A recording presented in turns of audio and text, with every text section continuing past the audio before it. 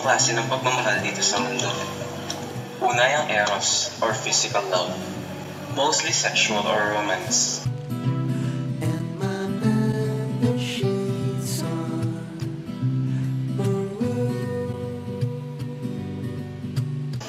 Pangalawa ay philia, which usually pertains to friendship.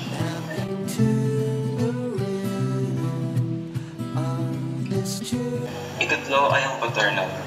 Basing from the word itself, it is the love that is shown and expressed by parents to their children, hence the word paternal.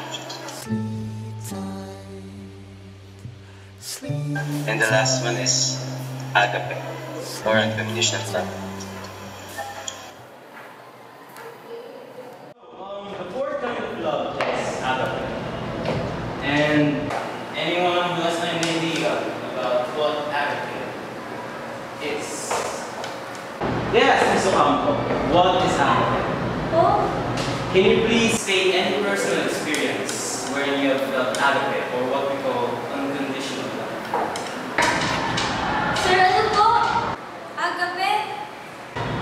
Alam ko po yung agape and conditional love. Pero sir, personal experience po. Wala eh. Ay, experience? Wala na yung experience ha?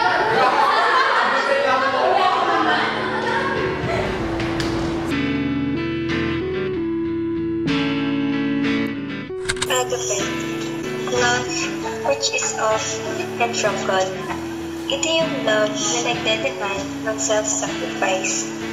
Love without any judgment. Love that is unconditional. Pero hindi ako sure tungkol sa unconditional love dito sa mundo.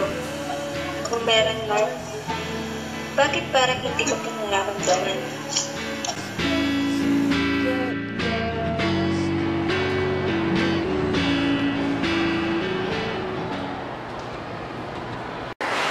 Hindi mo naman nasagot yung tanong ni Sir kanina. Oo nga naman, Ann. Bakit nga ba? Ang simple lang eh. Pinagtawanan ka tuloy. Alam ko yung definition. Pero, sa tanong ni Sir, yung personal experience, wala talaga eh. Paano ba naman kasi? Paano naman kasi? Yung tatay ko, wala nang ginawa kundi maglasing. Lahat ng pera namin, ginagastos niya para lang makapag-bisyo. Yung nanay ko, lagi na lang problemado. Laging nagmumukmok, kunot ang noo.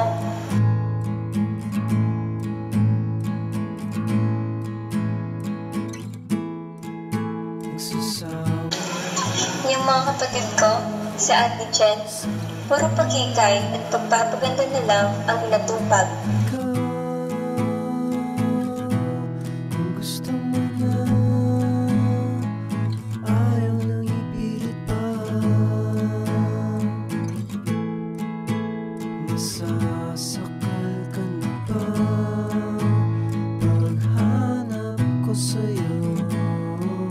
Si Ate Mariel, hindi makapaghanap ng trabaho. Siya na lang ang gumagabay sa kapatid kong si Shaina na ipinanganak na piping.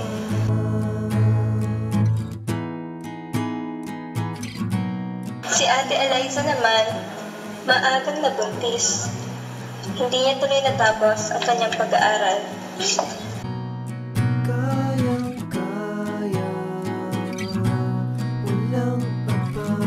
Yaan mo na, tara, uwi na tayo. Huwag mo nag-isipin yun. Siguro naman di makaka-apekto sa scholarship mo, di ba? Tara na, na.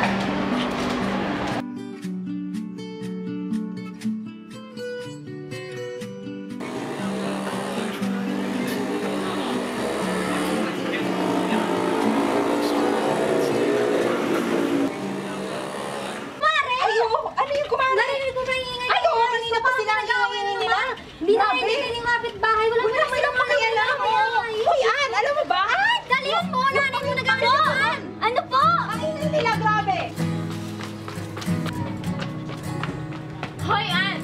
Bago ka pumasok sa inyo, magbayad ka muna ng utang. 3 buwan na kayo hindi nakakabayad ng renta. Oo nga, kami lagi hintay sa'yo bayad. Ano bayad? Aling Mary, pasensya na po. Pangako po, mababayaran ko rin po kayo sa susunod na buwan. Nag-aaway pa po yung nanay at tatay ko eh. Wala akong pakialam sa pamilya mo. Bumalik ka dito! Ano ba yan? Lasing ka na naman. Grabe naman. Ganyan ang lagi kong nauwian. Purong problema. Walang kapatasang problema. Pinag-inom ko yung pambayad natin ng renta. Aba, huwag niyo ako sisigawan. Tay, lasing ka na naman! Aba, huwag niyo ako sisigawan at tuturuan. Ako ang tatay dito. Gagawin ko ang gusto ko.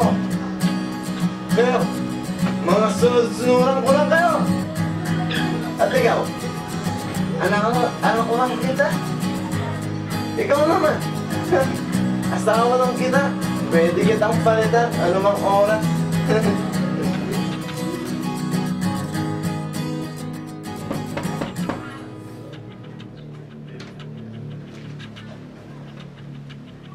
Ma'am Rose, pwede ko po bang i-advance yung sahod ko ngayon at sa susunod na buwan? Kailangan po talaga namin ng pera eh. Ano? Hindi pa nga nakakalahati ang buwan na yon at gusto mo nang kunin ang sahod mo para sa susunod na buwan? Parang awan nyo na po. Kailangan po talaga namin ng pera eh. O siya, sa isang kondisyon, dodoblehin mo ang paninilbihan mo rito. At sakto, pupunta dito ang mga kaibigan ng anak ko. Ikaw nang bahala sa kanila at mamayang kauwi ko, doon ko ibibigay ang hinihiling mo. Maraming salamat po, Ma'am Rose. Pati sa trabaho ko, sobrang hirap. Minsan sobrang gusto ko na sumuko. Pero naiisip ko, pag sumuko ako, paano na ang pamilya ko? Oo, alam kong mahirap. Alam kong nakakapagod. Alam kong may sakit. Pero kailangan kong gawin para sa pamilya ko. Lahat kakayanin ko. Basta para sa pamilya ko. Okay, class, the list of the graduating students is now available. You can check it in front of the dean's office. And I'd like to announce that the summa cum laude comes from this class. Miss Mariana Campo.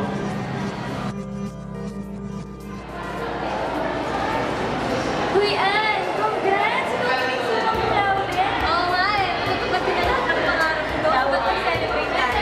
Sige, tara!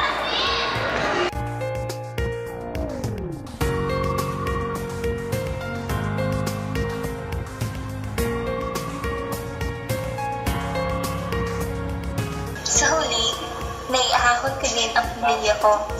Lahat ng problema namin, unti-unting naayos. Siguro kaya hindi ko masagot noon yung tanong ni Sir, ay pilit kong hinahanap yung agape sa iba, sa mga tao sa aking paligid. Ngayon ko lang napagtanto na hindi ko pala kailangan hanapin iyon sa iba. Kasi yung tinatawag nila unconditional love sa akin mismo nanggaling.